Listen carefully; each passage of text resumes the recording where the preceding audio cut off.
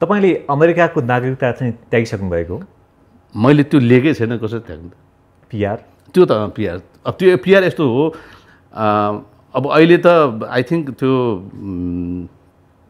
गयो भने हुने हो, नगएपछि त त्यो अटोमेटिक क्यान्सल भइहाल्छ। त्यही म गएको पनि छैन।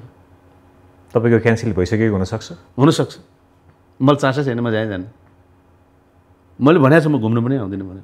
तपाईँ अन्तिम पटक अमेरिका कहिले जानुभएको थियो? आजभन्दा 2 वर्ष पहिलो। अब कहिले जानुहुन्छ?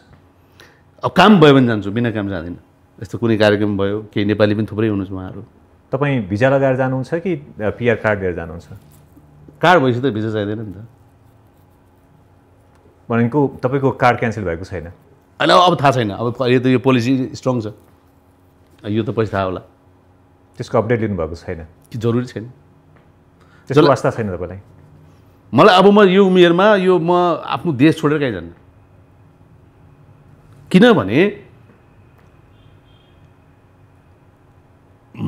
अब मैले सकेसम्म यही देशमा माटोमा सेवा गर्छु भन्ने भावना राखेर मैले त्यो कुरा चासै नलिएको। अब त्यसलाई इम्पोर्टेन्ट थियो भने म डेली अपडेटमा हुन्थेँ होला, होइन? अब कहिलेकाहीँ सोध्छु, होइन यो देशमा यति धेरै गाह्रो हुँदाखेरि लिउँ कि साथीभाइसँग सल्लाह पनि लाग्छ, तर म अहिले चासो लिँदिनँ। किनभने ठिक छ, सबैजना मर्छ भने म एउटा किन बाँच्नु।